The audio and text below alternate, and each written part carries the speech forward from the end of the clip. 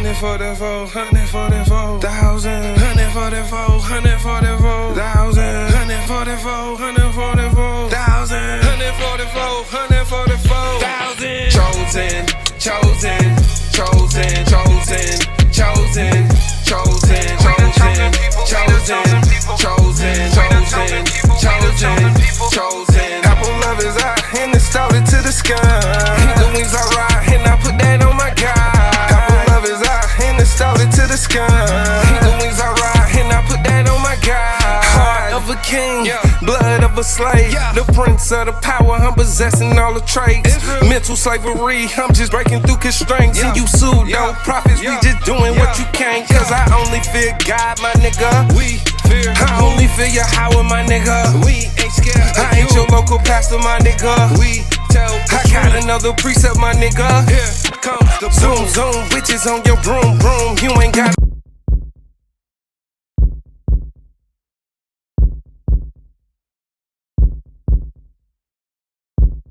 Most High, but I didn't have a name that I called on. I just believe in the Most High. So I most definitely have to get my discipline there as far as reading the commandments, living by the commandments, being in the Bible, living by the Bible. Yes. And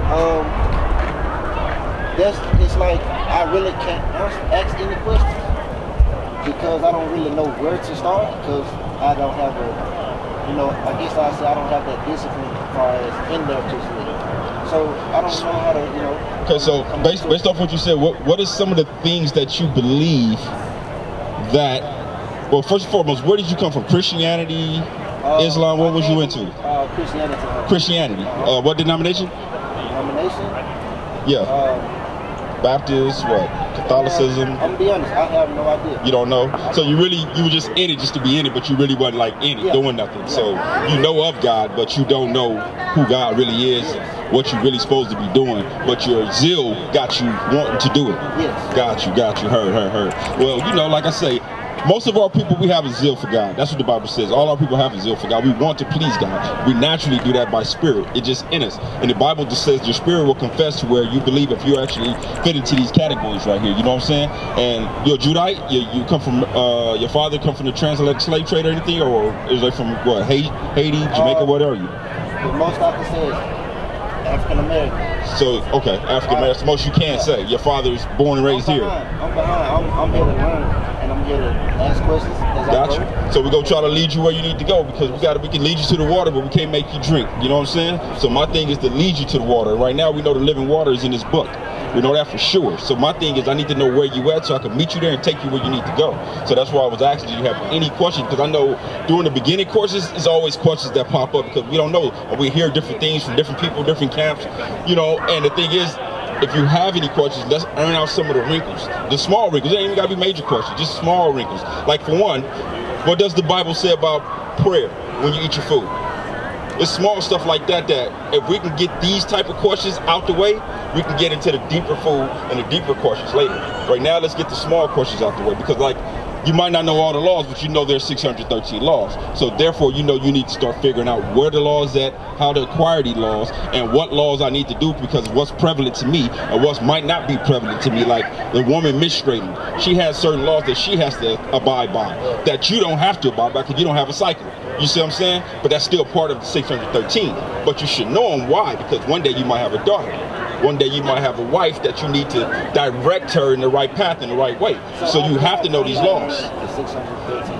Huh? How could I go about learning the 613? Well, you start reading the first 5 books of the Bible. The first 5 books. That's where the laws are all lined up at. You start reading those, learn them laws. You know what I'm saying? And like I say, you keeping some already just by chance.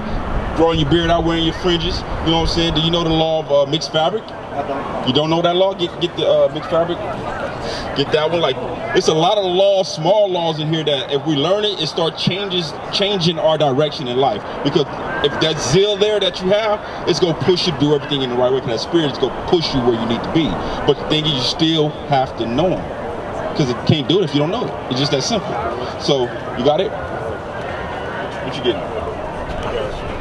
All right, you got it? Yeah. This is the book of Deuteronomy, chapter 22, verse 11. Thou shalt not wear a garment of diverse sorts. Of diverse sorts, meaning that we have to wear 100% fabrics. Our shirt, you know how in our community, most of the clothing they sell us is always mixed fabrics. We don't look at it as mixed fabric because we didn't know about the laws and all that. But when you go look at tags now that you know you have to wear 100%, you're gonna start noticing that the stuff that's mixed is way cheaper than the stuff that's 100%. Why? Because they know we're poor. We're in the ghetto. We're in the communities where our money's tight. So we can't really afford to go buy the expensive garments all the time. You know what I'm saying? And like you said, a lot of that stuff is hard to find. But we have to put forth that effort to find it. We have to put forth that effort to buy it. When I first got into the truth, that was one of the things I had to come to grips with. I had to throw away a lot of stuff. My wife had to throw 3 times more stuff than I did away. And she was mad, like big mad. Like, I mean, garbage bags full of good stuff too, not no bull clothes. Like, it was good stuff. Laker jackets that I loved. I mean, my bomb gear. I'm like, man. But this is the things we do, and if we're serious, we're gonna do it. You know what I'm saying? Go home, look through your fabric, look at the tags. I'm not saying throw every single item instantly away because then you ain't got nothing. But throw away the stuff necessary in the beginning, and as you're throwing them away, replace it with 100%. You buy 200% pants, 100% shirt, throw away 200, 300, 400%, 900% items you got that you know. So you can start filtering out the BS and start filtering the good stuff that you're supposed to have. You know what I'm saying? Because why? The law is we can't wear that stuff. You know what I'm saying? If you just cold-hearted with it, then just throw it all away and just do what you do. I can't tell you how to do it, but I'll tell you what you need to do. Get rid of it. Feel me? You got to move at your pace because we all got to work out our own salvation. We got to work out our own path, and we got to do our work for our own self. You know what I'm saying? Hey, brother, how you doing, brother? You know them cigarettes killing you, right? Yes. You love yourself, man? Oh, yeah. Do you? Then why kill yourself if you love yourself? Oh, I don't want to talk about that. Oh, come on, brother. He said, I don't want to talk about it. All praises. Go ahead. I'm only 24. And one of my problems that I struggle with is which I was just talking about, lust. I haven't had sex in at least 3 months. I don't know if I'm accurate, but it's been at least 3 months. Okay. I don't want to because I caught myself craving. Was that lust of craving? Before we dig into that, let me find out what you think lust is first, and then I'm gonna give you what the Bible says lust is, so that you can have a clear understanding of lust. Because I know that the church teaches us lust in a way that and most men seem gay if you go by the church standard of lusting. You know what I'm saying? They don't even want you to look at a woman. Like, come on, bruh. It's nowhere in the Bible where it says you can't look at no woman. You can't look at a married woman. That's where you sin at. Lust is not a sin.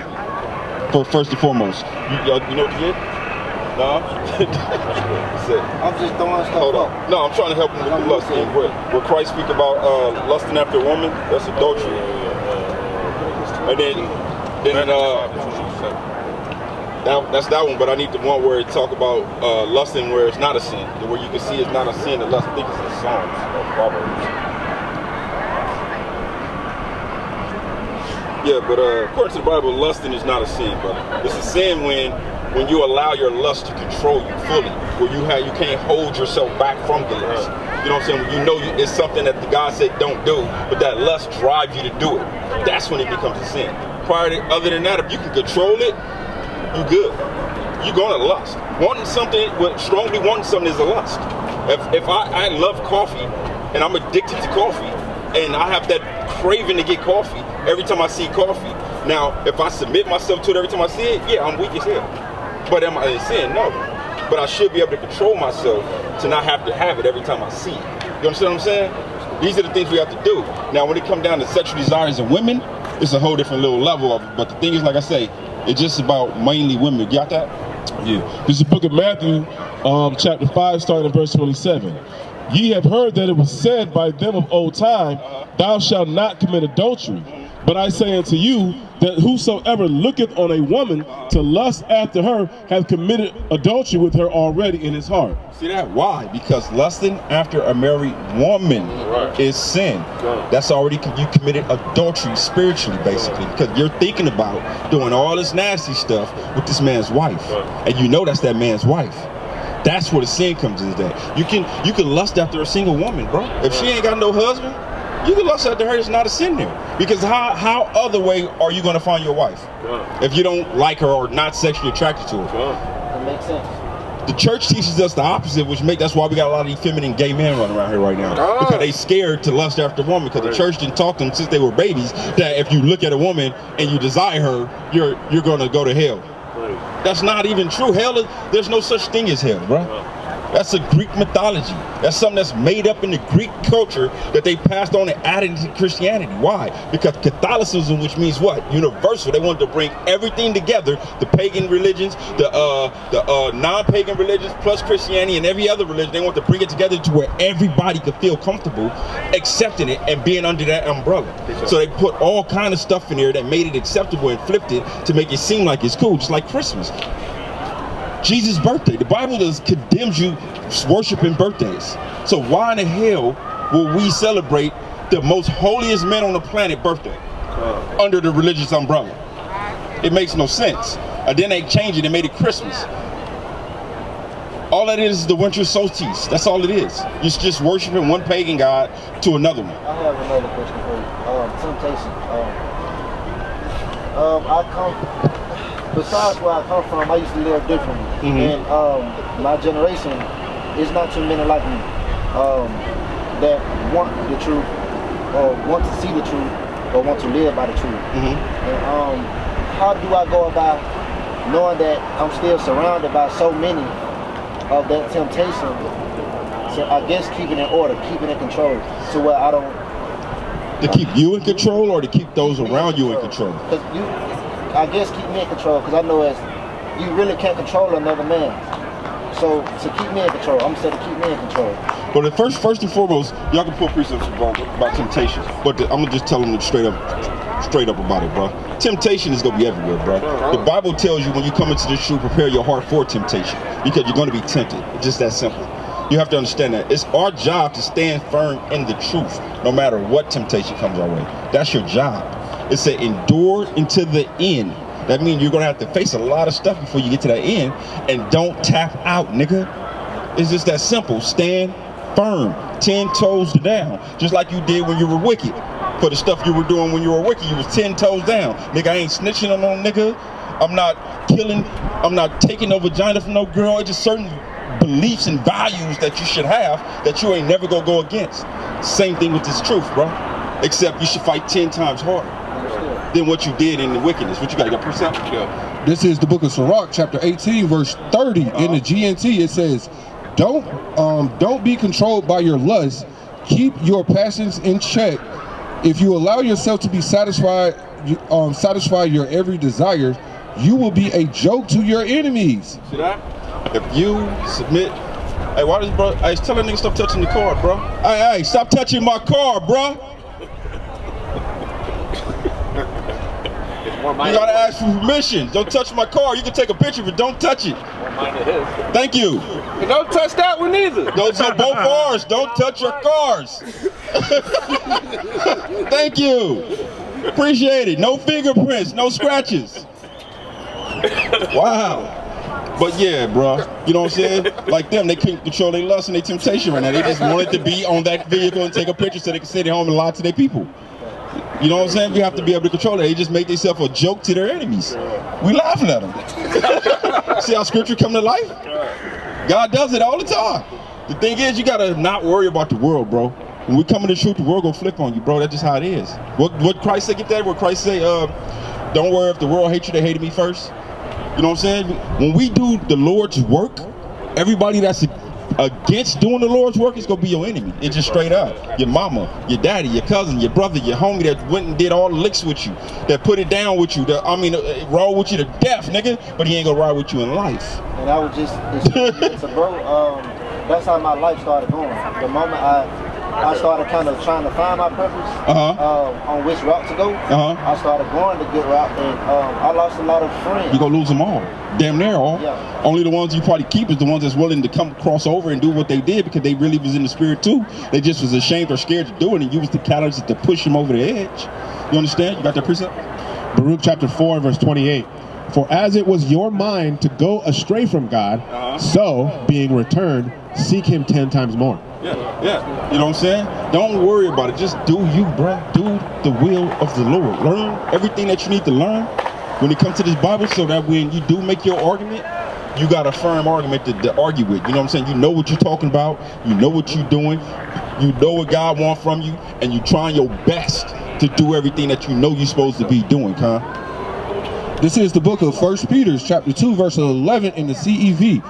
Dear friends, you are foreigners and strangers on this earth, so I beg you not to surrender to those desires that fight against you. See what I'm saying? We can't surrender, man. You on that Bone Thug and Harmony, man. We know surrender. It just, we got to stand firm, bro. It's just, that's what it is. Like when I came in this truth, I lost all my friends too. I lost my first wife I was with. I was with her 24 years. I got into the truth, I lost her within 1 year. And we were together 24 years prior to that. Literally. First year, gone. Left a nigga at home, I come home work, everything gone. Just my 2 kids sitting in the house. That's it. And here we are. God gave me somebody better though. If he takes something away, he gonna give it back to you as long as you're doing what you say. He say, do what it say, seek ye the kingdom of heaven first, and all these things shall be added unto you. You see what I'm saying? Do what God wants, and you go get what you need. It's just that simple.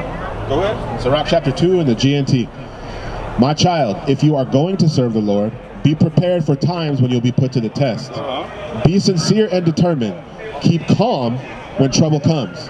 Stay with the Lord, never abandon him, and you will be prosperous at the end of your days. Accept whatever happens to you. Why it says that? Because like it said in a lot of the parts, it said what? Some of us gonna be thrown in prison for this truth. You see what I'm saying? The thing is, we gotta understand, are we willing to die for this? Are we willing to go to jail for this? Are you willing to lose everything? You ever heard the story of the man Job? I know parts of it. You heard parts of it? You got precept? I'd like to hear it. All right, I'm gonna bring it out. Let him bring this precept real quick. This is the book of Matthew, chapter 26, verse 41. Watch and pray that ye enter not into temptation. The spirit indeed is willing, but the flesh is weak. See that? We can't live in the flesh, we gotta live in the spirit. The spirit is much stronger than the flesh. If we live in the flesh, we're gonna be subjected to weaknesses and falling and all the other stuff you were just asking about as far as temptation goes and all that stuff is a fleshly thing. So if you control your flesh, then you ain't gotta worry about the temptations, because your spirit is much stronger than your flesh. Greater is he that is in me than he that is in the world. You understand? So as long as we're moving in the spirit, which is the law, because the law is spiritual. So once we get these laws in us, we'll start moving more in the spirit. And as we move it in the spirit, it's going to control and govern our flesh. You understand? So, yeah, you're young. I already know it's going to be a lot more temptation for you at your age of 24 than it is for me right now at my age of 45. I done been through most of the stuff you finna start going through. I done been through it. So I know it's rough out there. It's tough out there, and it's gonna get even rougher. And you coming in at a time where the world is already in turmoil, where it's already in chaos, where the world is so lost right now. It's crazy. You got these girls out here thinking they dudes. You got the dudes thinking they girls. You got people advertising for killing babies. You know what I'm saying? It's just so messed up right now that it's crazy. We got these people out here that laugh at us. Like, oh, Levi, you back. I thought you were gone. Levi. Come on. I am too. We both on the job. Come on, you here to talk, let's talk. If somebody come by that want to kill their baby, they'll still be there for you. Come on, I ain't gonna stop you from doing your job. You got your backup right there. If he get in a deep conversation and needs your help, he can call you. Come on, let's talk about your God. I want to talk about God. She's training. All right, I'm gonna give you a couple minutes. Well, I gotta get her right first. How long you need? You're not a liar, right? No. Okay, how long you need? You gotta get her signed up. She on 0%. Zero? Oh, you got work to do. Yeah, you got 10 minutes. She killed 0 babies today. But real talk, go ahead, what you say? It's about lust. No, I want to tell them about Job. This is Proverbs, chapter 26, verse 28. He that hath no rule over his spirit is like a city broken down and without walls. What you think that means? He that has no rule over his spirit is like a city that's broken down with no walls. I'm easy to enter. I'm easy to be tampered with, manipulated. You're wide open. Yes. Open Wide for open, attack. just that- Period. Open for attack, well, however the attack may come. You open. Why? Because back in the biblical days, back in the times of castles and fortresses and all that, what used to protect the fortress? A big wall going around it with probably a cut-out river with alligators in it or whatever, so they couldn't just walk up in there. You know what I'm saying? That's the same thing he's saying of us without these laws, without keeping the path, we're wide open for attacks. And remember what the Bible said about the devil. He roams around like a lion seeking who he may devour. So as long as we're wide open, we easy target, we easy prey. So we got to make sure we're strong in the faith, that we're strong in what we believe and we're doing what we do. Why? Because if you do that, it'll strengthen your spirit enough to where you can move like the man I was bringing up to you a second ago, Job. Now, Job was a spiritual man in the Bible that did as God said too. Now, what happened was he was tempted. The devil didn't believe, or he wanted to say that Job wasn't who he said he was. He wasn't really about that life that he portrayed. He was only like that because God protected him, that God built the hedge around him, that wall that we just said, if it ain't there, you wide open. The devil's like, he only like that because you protect him. So take down that wall, I bet he won't be the same. I bet he curse your name. And that God let him do it. He's like, go ahead, just don't hurt that man. Go ahead and do what you do. I bet you he don't falter. God had respect and pride and believed in that man. So he let the devil do what he do. The devil couldn't break that man. He did everything under the sun to that man. He gave him diseases, got him sick, killed his kids, took away all his riches. At that time, Job was the richest man in the world, in the nation at that time. He took away all his riches, took away everything, bro. And Job still didn't curse God, bro. He stayed down, 10 toes down, like, man, it is what it is. His wife told him, man, just die. Curse God and die. That's what his wife told him.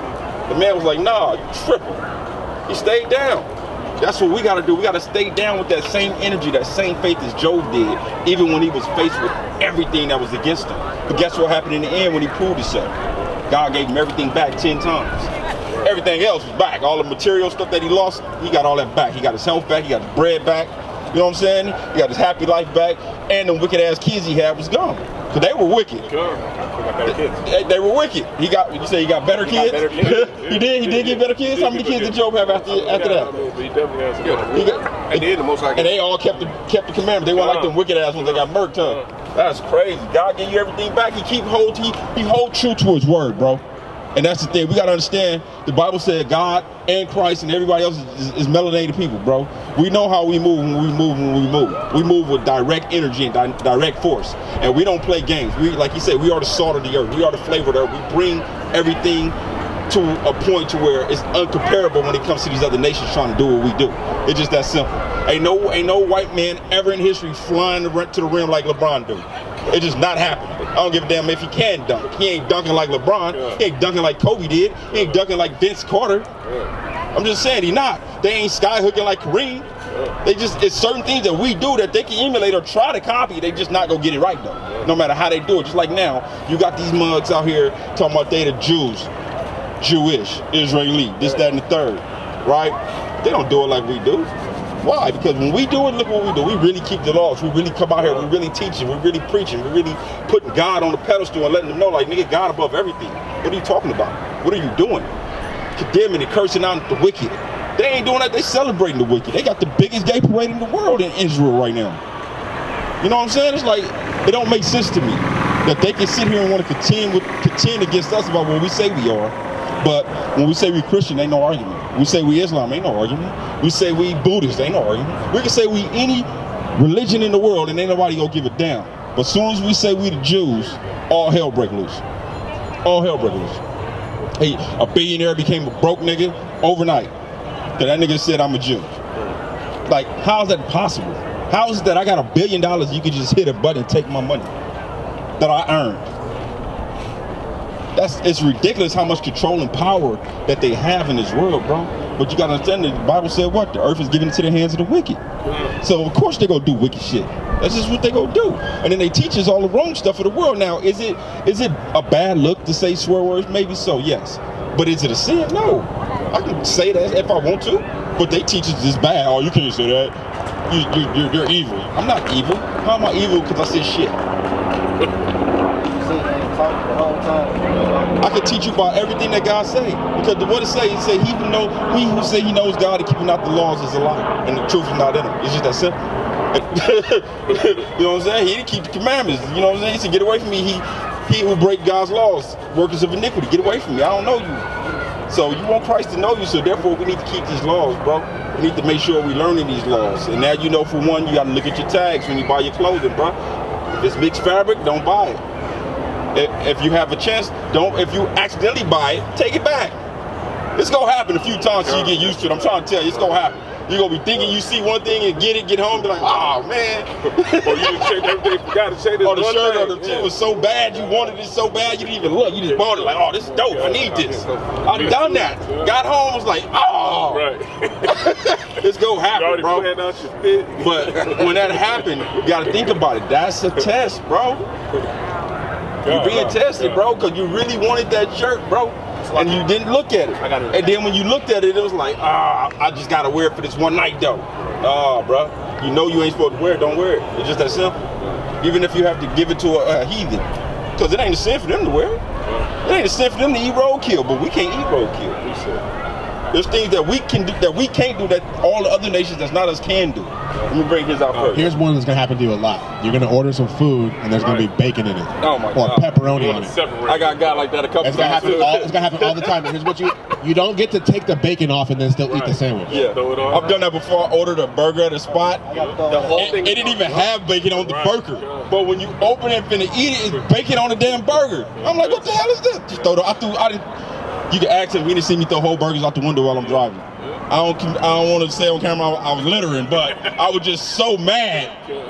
And I was hungry too, and I'm like, man, just chunky. That's one place it's time to litter right there, because that's poison. I'm sorry, it had to get out of my car. It had to get away from me. This is the book of Colossians chapter 3 verse 1 in the NLT. It says, since you have been raised to new life with Christ, set your sights on the realities of heaven, where Christ sits in the place of honor at God's right hand. Think about the things of heaven, not the things of earth. You know what I'm saying? Think about the things of heaven. We're supposed to meditate on the word, bro. We're supposed to meditate on the people of the Bible, meditate on the stories, meditate on the responses to certain things that took place to certain people in the Bible. That way we can know how to deal with situations when we face that same situation. And if you emulate and copy your ancestors, bro, when they did righteous acts, it's only right that you go follow the same path and end up doing the same righteous acts in them times and situations.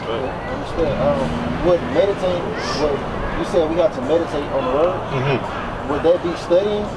Yes, exactly. Yeah. I'm not talking about like the Hindus sitting down, long marrying AQ. No, we're talking about actually meditate, like think about it. Like say for instance, like when you at work, you just like say for instance you at home, you just read Sirach 12:6.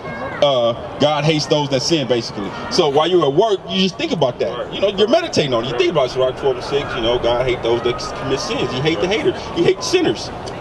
Just think about what you know, what you heard, what you figured out, what you already confirmed. And make sure you're ingrained inside you instead of just parroting what you hear. That's what it means. Focus. Focus up. You should be able to, like for instance, if I ask you what's your name, you know your name, you ain't got to think about it. If I say your name backwards, you ain't got to think about it. You still can say it backwards, you know it. That's how you should be with these scriptures.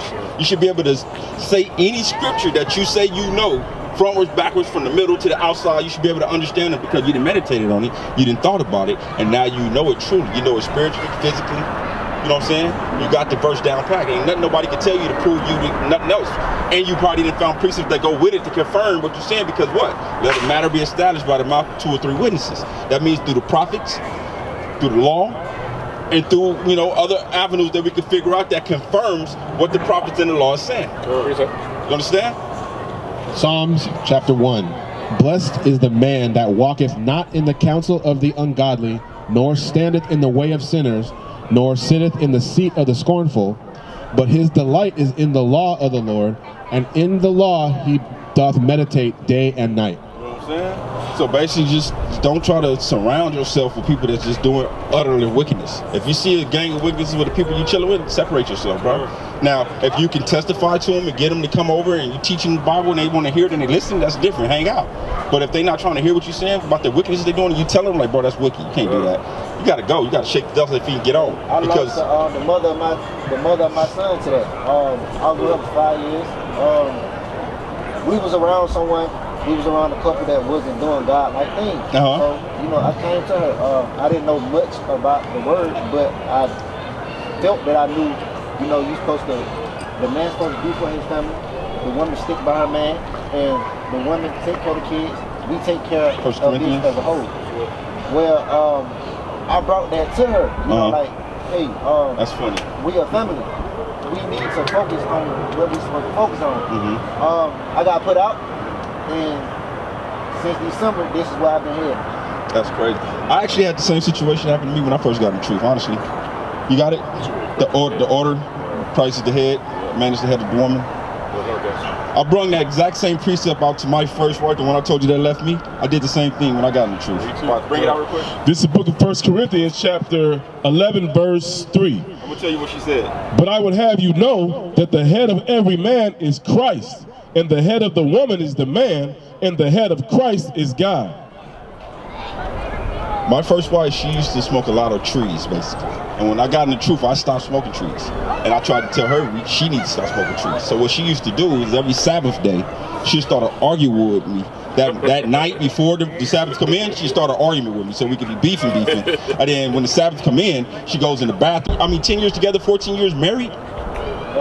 That's what she gonna tell me? Because now I don't do the wickedness that we used to do together. We don't do that shit no more. And I'm not participating with it. Now you against God? When you had me going to Christian church with you all these years, getting baptized in that dirty ass water with you, Damn. and stuff, you was cool then. We go get baptized and then go home and smoke a blunt. You was straight. But now I'm really on my path because I know that shit was bull and this is the real. Now you don't want to confirm over to the real. Now you want to condemn me, condemn everything I'm talking about, and say F God. So at that point, I just basically, I was still there, but I separated myself mentally, physically, and spiritually from it. Everything was separate at that point. I stopped, Because you couldn't lost yourself. like I literally stopped, I severed all ties, but I was still there because I made a vow. And I couldn't just say, hey, I'm gonna leave you based off of that if you didn't commit adultery type thing, because I did live by the Bible. But she left me. So when she left me, I was like, all praises. I started clapping, thank you, bye. And she thought she was coming back the next day, tried to come back to my, nah, you ain't come back. I already changed the locks and everything. It's too late for that. Once you left, I was thankful, good looking. Ain't no coming back. And that was that. And it's been like that ever since. You know what I'm saying? And I don't like really talking about it, but there's people that learn from other people's stories. And I know my story is relevant to somebody else's life story. And certain things are coming in the truth. Like you said, you brought that out and you lost yours. I brought that out, I lost mine too, bro. I understand the feeling. That shit ain't cool. You really wish she would have did what was right. But you got to understand, everybody wasn't chosen by God to be on that path. You was. And it's your job to help bring those that is chosen into the walk and to get where they supposed to be. But you got to understand, they were predestined to do whatever it is that they go do from the beginning. It ain't nothing you did that changed it. Ain't nothing you gonna do to change it to what you want it to be. It's gonna be what it's gonna be. And this is what the brother's going through, because I went through it too, right? This is the book of Sirach, chapter 2, verse 1. My son, if thou come to serve the Lord, prepare thy soul for temptation. And you know, once we understand that, we gotta understand that. Let's go. May you explain it?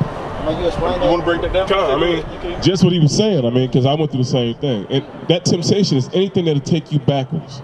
It could be, hey, let me get right with my wife first and I'll come back to God. Let me get right with my job first and I'll come back to God. Let me get my relationship with my kids right and I'll come back to God. Anything that'll pull you back, that's your temptation. And it's going to happen when you come to serve the Lord. Guaranteed. You know what I'm saying? Guaranteed. Mandated. I'm gonna keep reading that same scripture in a different translation. Accept whatever happens to you. Even if you suffer humiliation, be patient. Gold, check this out. Gold is tested by fire, and human character is tested in the furnace of humiliation. So when you're going through those things, that's Christ, or that's God actually purifying you. So the worse it hurts, the better you're going to be at the end of it. Don't run from the pain. Why? What's the two greatest teachers in this world that know you're alive, that know you're learning? Pleasure and pain, bro. Those are the two great teachers of this planet. If you like doing something a lot and you're getting pleasure from it, you're going to want to do it more. And if something hurt the hell out you, you're going to not do it if you know it's going to hurt the hell out you. So you're going to learn from pleasure and pain. Purification. You have to go through the fire. Pressure makes diamonds. Everything great in this world is made through a traverse adversity period. Think about that. Everything. Diamonds, gold. You know what I'm saying? What else is great in this world that's pressurized? Shit. You, me, shit, we under tremendous pressure on a regular basis. And we supposed to be the best on the planet. And look what we go through on a regular basis. Hola, amigo, how you doing, man? You see it? You agree with it or no? I see you looking. You understand it? What you think? See or no? You don't know? You read the Bible? Yeah? You never read what Christ looked like in the Bible?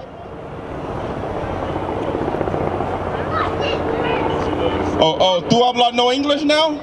No? All right, friend. All right, friend. God loves you. Maybe. I don't know what tribe you is, but maybe. But yeah, like I was saying, that's all praise. You know, say humility, accept it, bro. When people turn on you, accept it, bro. It's funny that the scripture said that because I actually was humiliated.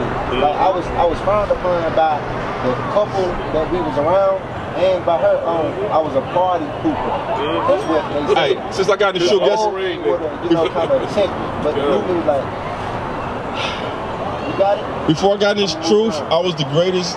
I guess I can say greatest nigga on the planet with the people I dealt with. They loved the hell out of me. Everybody loved me. Like everywhere I go, I was popular. I'm still popular kind of now, but I've been called weird so many times since I got in this truth. Like, you're fucking weird. What? I be looking at them like, what? Are you serious? Weird? Like, do you know what weird mean where I come from, nigga? Like, if I wasn't in this truth, you would regret them words. But I'm in the truth, so I'm accepting. You know, but I just don't understand it. Like, I'm the same person I was then. What's so weird now? That I don't willingly sin? That I look at you when you sin and tell you, hey, you know that's a sin? Or when you're doing wrong, I correct you? Like, I don't understand it. Like, sometimes I'll be talking to my rib I got now, and she be saying certain things, and I respond in a biblical or just a real intelligent way, and she be like, here we go again. Like, you don't want me to tell you the truth, nigga? You want to hear lies? I don't understand. Like, you really do this walk, though, so why do it bother you when I tell you something that goes against what you're saying? Because you don't want to be corrected. You want to be on defense all the time. You think I'm belittling you or something because I'm telling you something that, oh, I already know that. Okay, if you know, cool. I didn't know you know or not, because we ain't never talked about that. And I know what you're saying right now goes against that, so therefore let me give it to you, because that's my job, to give it to you. And if once you got it, I ain't gonna never bring it up again, because I know you got it. I trust in what you say you go, what you know, and I know what you're doing. How y'all doing over there, man? How y'all doing? What's your ethnicity? Mexican? You too, sir? Hispanic? All praise to the Most High. Y'all love God, right? Y'all know God? Do you? You don't? He said no. Whoa. Whoa. You know the Bible say if you are evenly yoked, y'all ain't supposed to be together. You know that, right? Well, anyway it goes, you know, you're Hispanic, God loves you, man. Y'all the chosen people of God. Y'all got to come back to God, keep these law, statutes, commandments, man. Because God loves you, and he's bringing judgment on this planet soon. And he's going to destroy the wicked of his people and save the wicked of his people. I mean, the good, righteous of his people. You have to decide which side you're going to be on. All right? Burn peacefully. But, yeah, bro. You got any other questions? Bring this out real quick. What you got? Hebrews chapter 12, verse 5. Have you forgotten the encouraging words which God speaks to you as his children? My children, pay attention when the Lord corrects you, and be not discouraged when he rebukes you, because the Lord corrects everyone he loves and punishes everyone he accepts as a child. Endure what you suffer as being the Father's punishment, for your suffering shows that God is testing you as his children. Was there ever a child who was not punished by his father? If you are not punished, as all his children are, it means you are not real children, but bastards. Understand that? What the Bible said about men raising a child, spare the rod, spoil the child. God ain't gonna spoil you, he gonna whoop your ass. And you're not supposed to spoil yours either, whoop their ass. If they're going against the grain, whoop their ass. And that's what he's gonna do. If you love them, that's what you're supposed to do. Because if you don't love them, you're not gonna do it.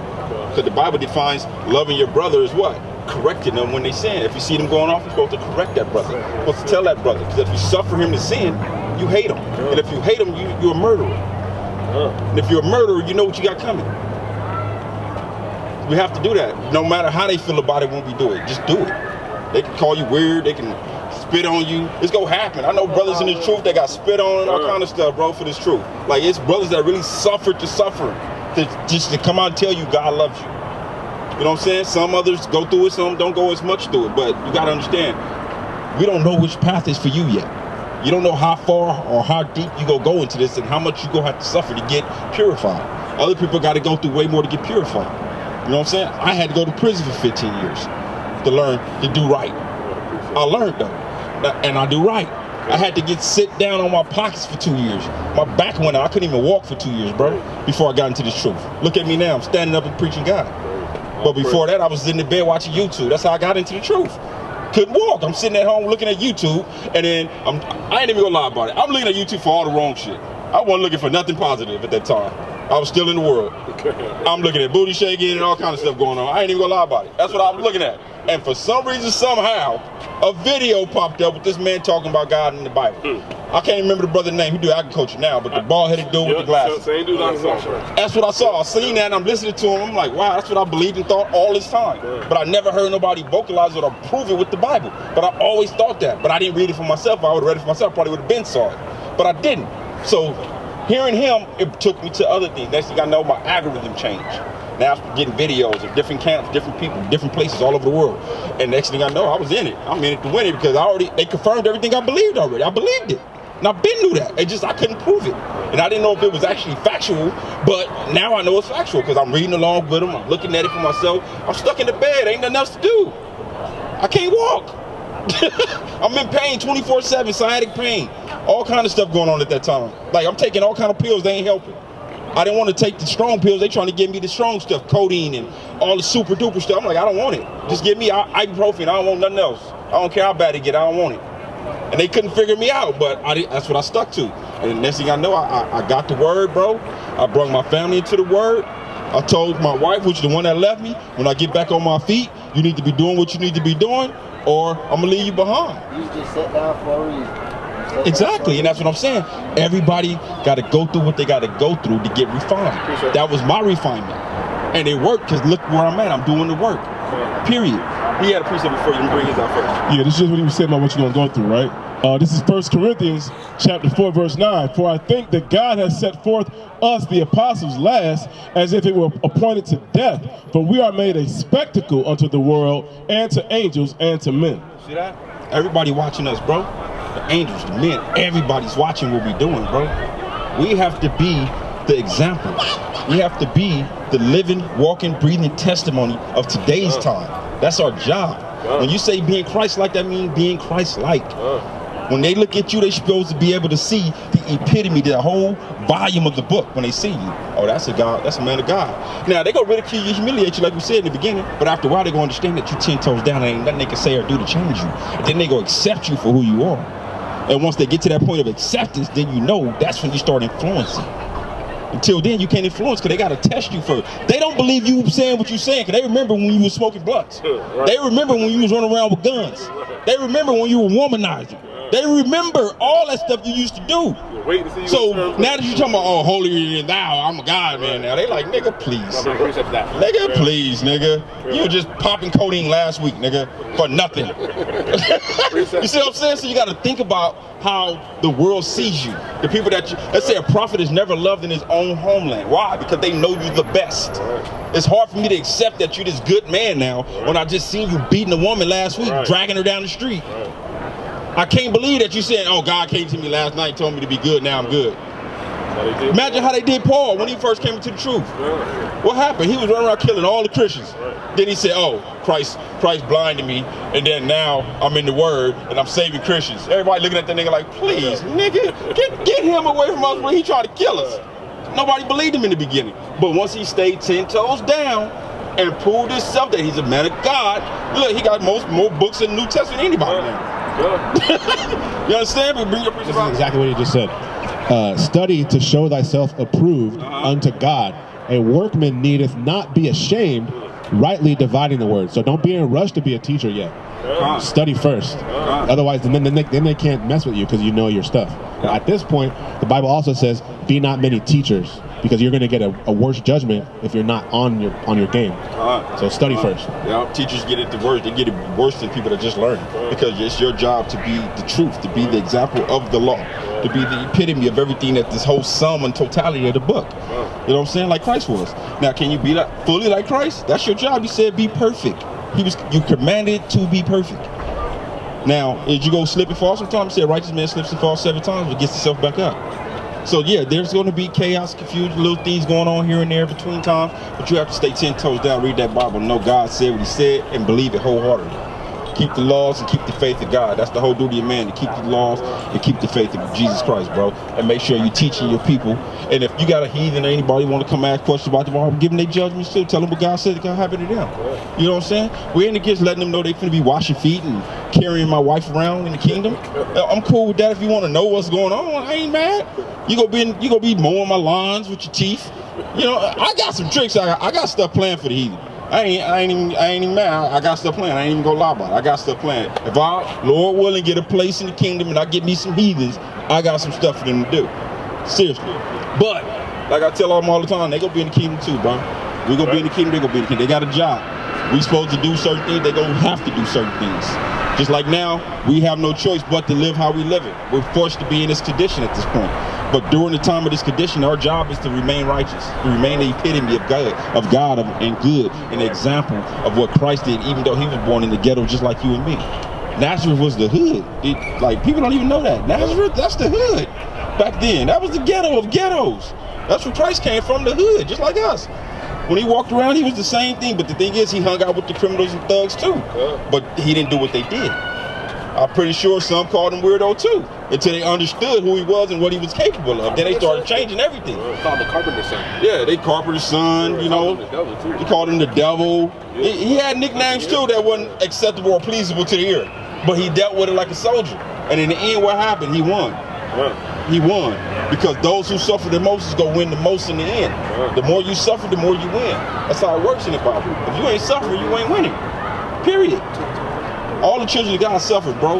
Like, look how many captivities we went through. 7. This is the last one, the 7th right now. 7 captivities. The number of completion. I actually said 7 is right now. Not as how so? Like, because let me get we are getting these captivities this day. No, he was asking how we're in captivity right now. We are yet in our captivity.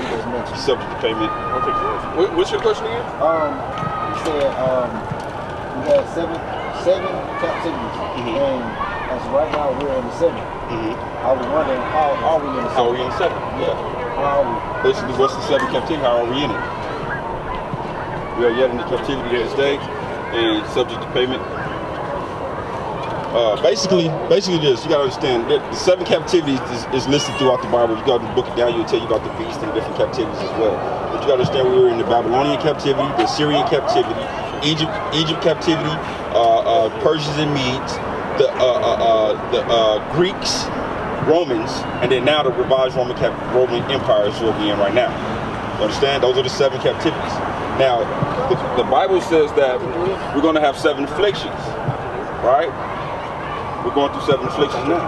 This is the last one. This is the one we're in now. In the book of Daniel, it tells you about the last captivity, which is going to be under the Edomites. The Edomites are the so-called white men, according to Genesis 25:25. Now, the Edomites. That's how you say Idumea in Greek. Idumea, which is Edomite, which is Esau, the descendants of Esau. They just in the Greek word. Which, got it? This is the book of Baruch, chapter 3, verse 8. Behold, we are yet this day in our captivity. The Bible said, behold, we are yet this day, today, still in our captivity. Why? Where thou hast scattered us for a reproach and a curse, and to be subject to payments according to all the iniquities of our fathers. See that? God had promised the children of Israel what? That they were going to be scattered to the 4 corners of the world, right? And that's where we're going to be saved from. In the end days, when he come back, he's going to save his children from the 4 corners of the world. Now, that verse right there said, yet, we are yet in our captivity to this day, where you have scattered us. We're still scattered. Where we are still in captivity. And in that place of captivity, we're going to be subject to payment. What that means, you're going to be paying taxes. You're paying taxes to this day. They take our money before we get our own money. We get paid, they take it. They give us what's left. And then you pay taxes when you go to the store and buy something. And then you pay taxes again when you own something. Every year, you gotta pay yearly taxes. It's like we're subject to payment. If we wasn't in captivity, we wouldn't have to pay taxes to our own people. That's like, the ruler doesn't tax his own people, his own family. He taxes the people that's subject to him, that he owns or rules. That's why I said we are yet in our captivity. Now, the Roman Empire, this is the revised Roman Empire right here. That's why if you look at most of everything, how everything is still similar. If you look at the back of the dollar bill, what you see on it, you see the eagle, you see the pyramid, which is the symbolization to show you that there's the beginning captivity, which was Egypt, and then the end captivity, which is now. The back of the dollar bill shows you that. It shows you this. All this stuff is in our face. It's just they mock us because they figure we don't know what's up. A lot of us don't, and we didn't from the past. We learn it now. And more we look at everything, we start to see that this is a blatant mockery, bro. And we have to wake up and wake up our people to let them know, like, look, we are an astonishment to these people. We are a mocker. We are a joke. They look at us, they laugh at us, they clown, they point.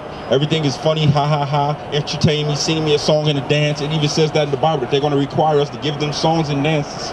This is what they look at us as, entertainers. Why? Because yeah, we're good at it, but that's not our place on this planet. They were made on this planet to be our entertainment, to be our servants. But since we chose not to do what God said, he put us in subjugation to them so that we can learn to see who you want to rule over you, me or them. I love you, they don't love you. So look, this is what they're gonna do to you. Go on in and do that and figure it out. Once you figure it out, holla at me. So we're at that point now where he's waiting for us to holla at him. And we're starting to holler.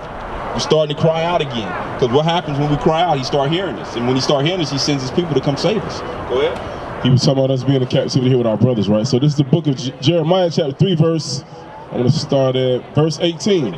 In those days, the house of Judah shall walk with the house of Israel, and they shall come together out of the land of the north to the land that I have given for inheritance unto your fathers. See that? Out of the land of the north, which is here, America.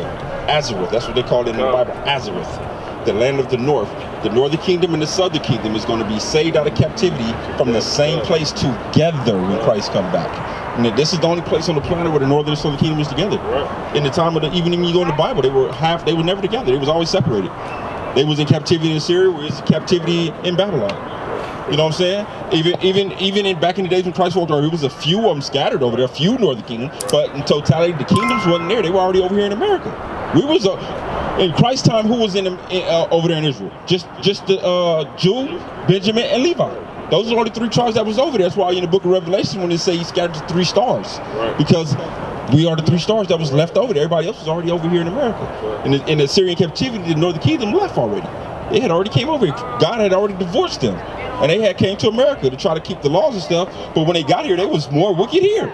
That's the crazy part. They was sacrificing babies and doing all kind of crazy stuff. And God was like, nah, buddy, y'all tripping.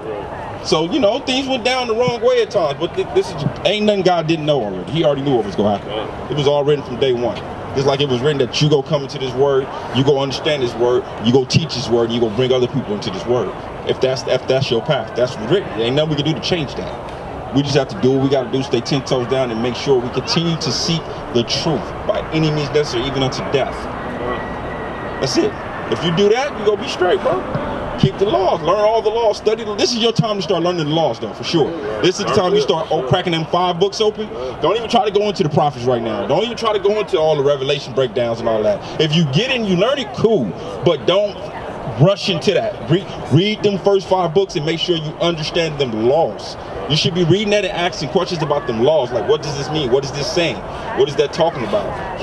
Is there anywhere where I can connect the dots on this? Is there a story in here that shows me this law in demonstration, so I can understand the way I should react if I'm ever encountering this type of situation? You know what I'm saying? These are the things you should be seeking at this point to where you can get that down. Focus on someone that you know you have a problem with and struggle on, and buckle down, bro. Cut them off at the root right now. If you know this is something you're doing and it's against the law, stop it instantly. Just say, I'm done with that, I'm through with it, and bury that and put it away. And just do the opposite of whatever that is. You understand? Psalm 119 and 15 and 16. I study your instructions. I examine your teaching. I take pleasure in your laws. Your commands I will not forget. First one, then I'm coming back to the second one. The kingdom is just for us. It's real. The kingdom is just for us. It's real. These nations ain't nothing like us. It's real. These nations ain't nothing like us. So, how to earn her. Since birth from first I beat up. So, how to earn her. God word, we the church, we beat up. So, how to earn her. God first and worst, I'm still up. So, how to earth. We the soul, how to earth. Creme de la creme. Dropping jewels and gems in the street like Tim's. We ain't none of them. Been putting in work, you check my film.